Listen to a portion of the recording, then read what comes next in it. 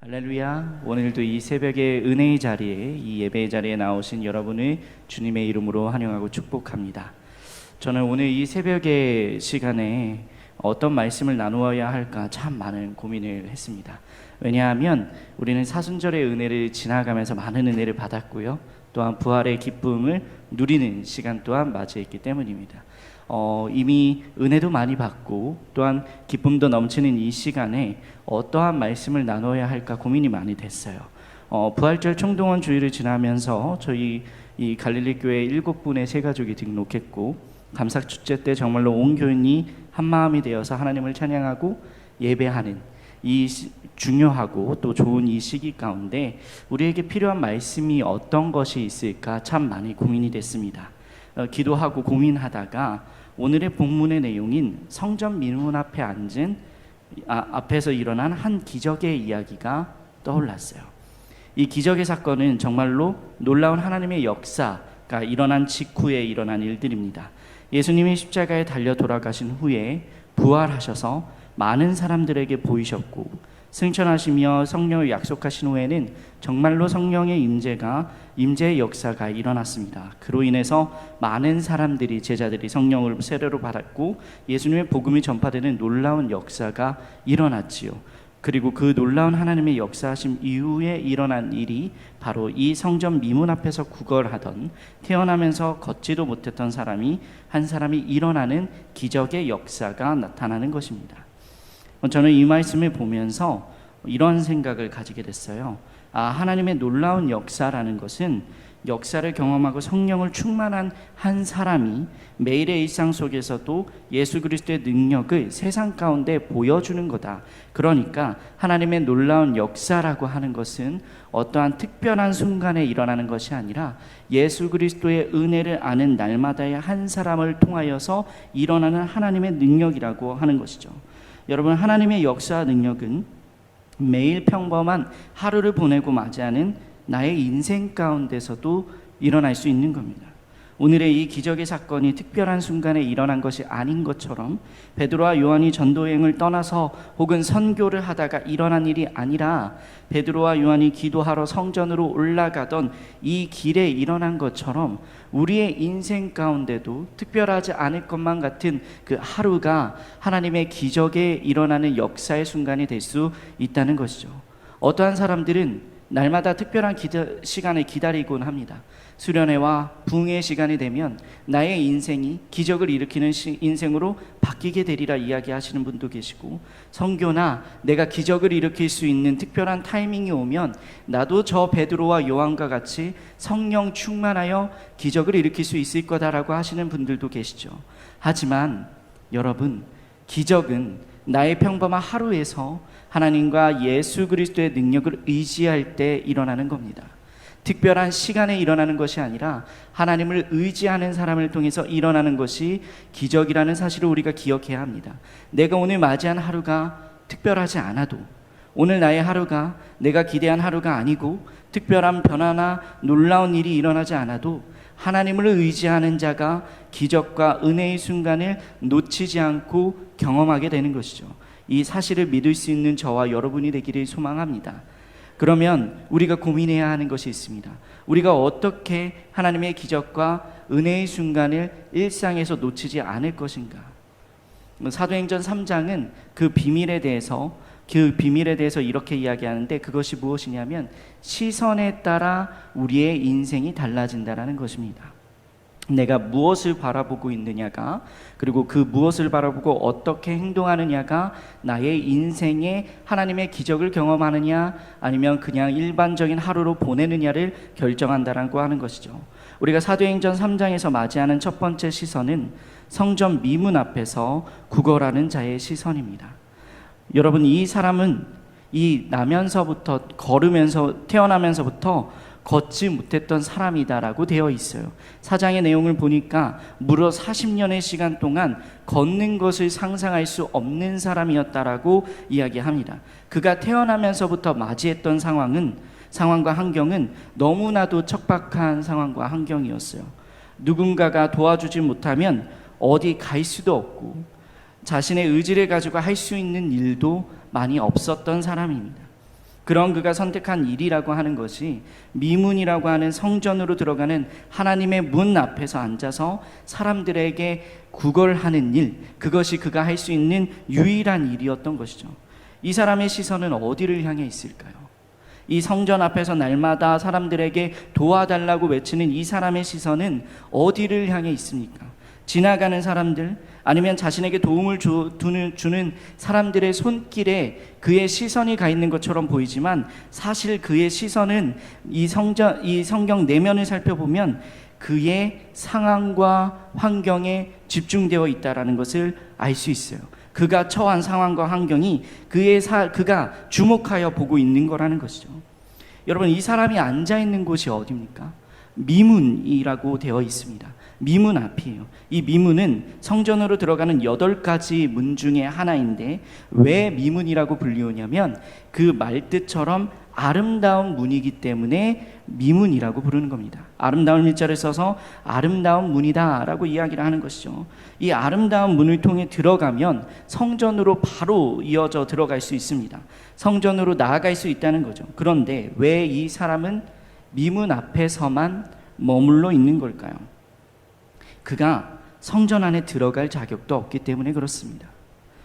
이방인, 여성, 장애나 불구가 있는 사람은 성전 안으로 들어갈 수 있는 자격조차 없었던 거예요. 너무나도 안타깝죠. 저는 이 사람의 모습을 보면서, 태어나면서 자신의 한계를 명확하게 맞이한 이 사람을 보면서 하나님을 찬양하고 싶어도 저 안에 들어갈 수 없는 사람을 보면서 우리의 예수 그리스도를 알기 전에 우리의 모습이 이와 같다라는 생각이 들었습니다. 우리도 거기까지 혹은 여기까지의 인생을 살아왔죠. 예수 그리스도의 십자가의 은혜가 나에게 주어지기 전까지 우리도 하나님의 성전은 등진 채로 살아갈 수밖에 없었습니다. 그저 성전 문 앞에 있는 이 미문에 앉은 사람처럼 나에게 주어진 환경과 상황을 묵상하면서 의미 없는 행동과 의미 없는 것들로 나의 인생을 채울 수밖에 없었던 것이 우리의 인생이에요. 그러다 보니까 예수님의 은혜가 자신의 인생의 코앞에 왔음에도 불구하고 그것을 깨닫지 못하고 의미 없는 하루로 지나쳐 버리고 마는 겁니다. 베드로와 요한이 우리를 보라 하기 전까지 마치 이 걷지 못하는 사람이 베드로와 요한을 주목하여 보지 못했던 것처럼, 우리도 예수 그리스도의 은혜가 와 있음에도 불구하고 우리의 평범한 하루를 살다가 놓쳐버리고 마는 경우가 있다라고 하는 것이죠. 바라기는 저와 여러분이 처한 상황과 환경에 우리의 시선을 빼앗기지 않기를 소망합니다. 예수 그리스도께서 정말로 우리에게 좋은 것을 주시려고 하는데, 나의 인생을 뒤바꾸는 은혜를 허락하시려고 예수님이 이 땅 가운데 오셨고 나를 찾아오셨는데, 자신에게 주어진 상황과 환경만 바라보며 하나님, 나에게 부족한 것은 이것과 저것과 그것입니다 라고 이야기하지 않기를 바랍니다. 나에게 부족한 것만 바라보면서 은혜 바로 코앞에 있으면서도 깨닫지 못하고 왜 하나님은 나에게 이것들을 주지 않을까, 허락해 주시지 않을까 이야기하지 않기를 바라요. 우리의 시선은 나에게서 하나님으로 돌려질 때 우리의 일상이 기적으로 자연스럽게 바뀌게 되는 겁니다. 하나님의 기적이 필요하다라고 외치지 않아도 우리의 인생이 하나님을 주목하여 바라보면 그 하나님이 우리의 인생 가운데 찾아오셔서 기적의 놀라운 역사를 베풀어 주신다는 거예요. 우리가 이 사실을 기억했으면 좋겠습니다. 이제 태어날 때부터 걷지 못했던 사람과는 다른 시선을 가진 사람들이 이 사도행전 3장에 나오게 됩니다. 누구이죠? 베드로와 요한이. 이 베드로와 요한은 이 사람과는 다른 시선을 가지고 있었습니다. 어떤 시선을 가지고 있었을까요? 성령의 충만한 임재, 자신에게 주어진 능력을 바라보는 시선입니다. 베드로와 요한은 자기에게 시선을 두지 않고 자신에게 주어지지 않은 것들을 바라보기보다 자신에게 주어진 것들에 대해서 묵상하고 바라보던 사람들이었다라는 거죠. 베드로와 요한이 가지고 있는 것이 무엇이 있을까요? 성전 미문 앞에 앉은 사람에게 줄 수 있는 것이라곤 하나도 가지지 못한 사람들이 이 베드로와 요한이었습니다. 세상 사람들의 시선을 보면 이 사람들은 아무것도 가지지 못한 사람인 거예요. 은과 금도 없고 이 사람에게 도움을 줄 수 있는 재력이 있는 사람이 아닙니다. 그런데 어떻게 이 사람들은 우리를 주목하여 보라고 이야기하면서 이 사람에게 놀라운 기적을 베풀 수 있었을까요? 우리 6절의 말씀을 한 번 더 읽으며 나아가도록 하겠습니다. 6절의 말씀 함께 읽겠습니다. 베드로가 이르되 은과 금은 내게 없거니와 내게 있는 이것을 내게 주노니 나사렛 예수 그리스도의 이름으로 일어나 걸으라 하고. 여러분, 우리에게는요 나의 한계를 뛰어넘는 그리스도의 능력이 있습니다. 우리가 이 사실을 기억해야 돼요. 제가 네팔로 단기 선교를 떠났던 적이 있어요. 20일도 채 안 되는 짧은 시간이지만 저는 이 네팔의 단기 선교의 시간을 통해서 복음의 능력을 대하는 저의 태도와 시선을 바꾸게 되었습니다. 제가 네팔이라고 하는 곳을 가기 전까지는 사실 부끄럽지만 복음을 제대로 전해본 기억이 없어요. 거의 전무했습니다. 복음을 전할 때 너무 떨리고 이 사람이 이 말에 어떻게 반응할까가 저에게는 참 많은 큰 두려움으로 다가왔기 때문에 그렇습니다. 네팔에 가서도 마찬가지였어요. 처음에 네팔에 가서 노방전도를 하자고 하는데 쭈뼛쭈뼛 서 있을 수밖에 없었어요. 내가 이 사람들의 말도 모르고 영어도 잘 하지 못하는데 이 사람들에게 어떻게 복음을 전해야 될까라고 생각을 하고만 서 있었던 거죠. 그런데 그렇게 서 있으면서 다른 사람들의 전도를 어떻게 하나 보고 있는데 제 눈에 한 저와 비슷한 나이 또래의 여선교사님의 모습이 보였습니다. 이 여선교사님은요 정말로 저보다 훨씬 더 여리여리해 보였어요. 몸도 건강해 보이지 않고 되게 왜소해 보이는 그 체격 때문에 저희는 걱정을 했습니다.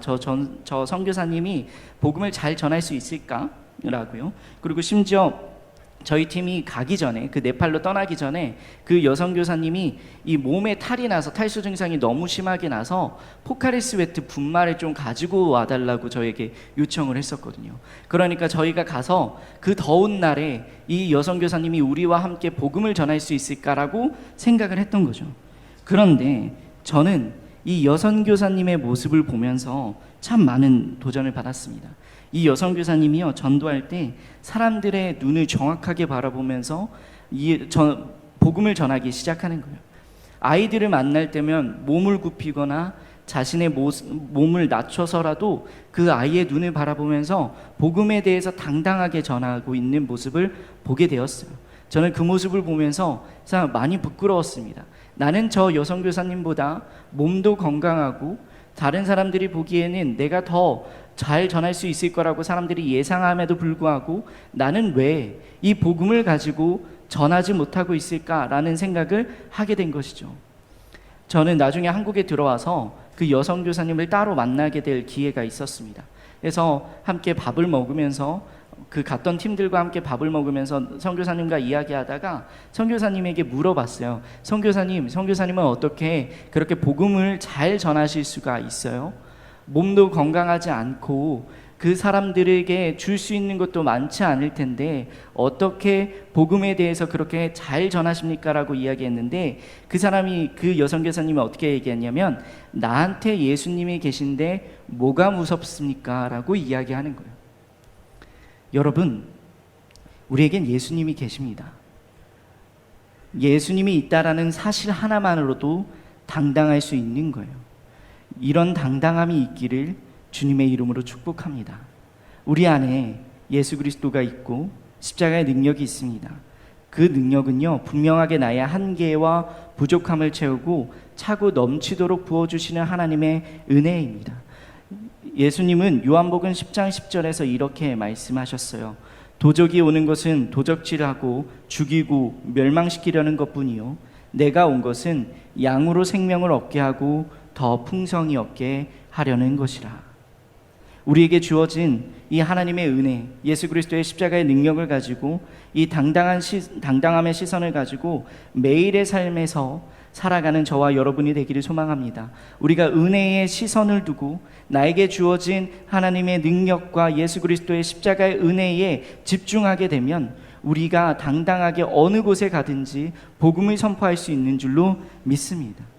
오늘 자신의 시선을 잃어버리고 한 사람이 자신에게 집중되어 있는 것을 보고 이 사람들이 자신에게 주어진 것들로 인하여서 복음을 전할 때 놀라운 기적의 역사가 일어난 것처럼 우리도 나 자신에게 집중하는 것이 아니라 예수 그리스도의 은혜의 십자가의 은혜를 바라보면서 한 사람의 인생을 바꾸게 되는 손을 내밀어 줄 수 있는 사람이 저와 여러분이 되기를 소망합니다.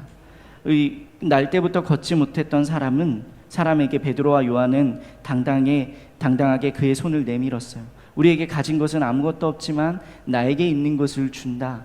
예수 그리스도의 이름으로 명하노니 일어나 걸으라 라고 할 수 있었던 것은 그들에게 주어진 것이 그들의 힘으로 나오는 것이 아니라 예수님으로부터 주어지는 것이라는 사실을 기억했기 때문이라는 사실을 우리가 볼 수 있었으면 좋겠습니다.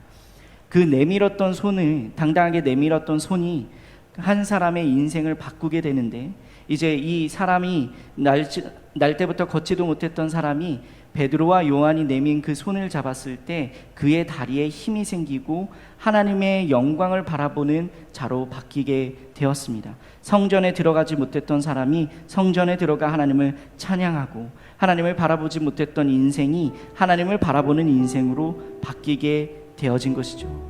여러분, 나에게 없는 것으로 인하여 부끄러워하지 마세요. 내가 지금 어떻게 할 수 있을까? 나에게 주어진 상황이 이것밖에 안 되는데 내가 여기서 더 할 수 있는 것이 있을까? 생각하지 않기를 바랍니다. 내가 성전에 들어와서 하나님의 은혜가 나에게 주어질 수 있을까? 이런 생각하지 않기를 원해요. 우리가 바라보아야 할 것은 나의 상황과 나의 환경과 내가 처한 상황과 사람들의 시선이 아니라 나를 향해서 여전히 지금도 말씀하고 계시는 하나님의 은혜인 줄로 믿습니다. 그 은혜를 바라봄으로 당당하게 매일의 삶을 살아가는 저와 여러분이 되었으면 좋겠고요. 이 은혜의 시간, 부활절을 통하여서 나에게 주어진 십자가의 은혜가 예수님의 부활을 통하여서 오늘날에 나에게 주어진 이 은혜를 누리며 살아가는 저와 여러분이 되기를 소망합니다.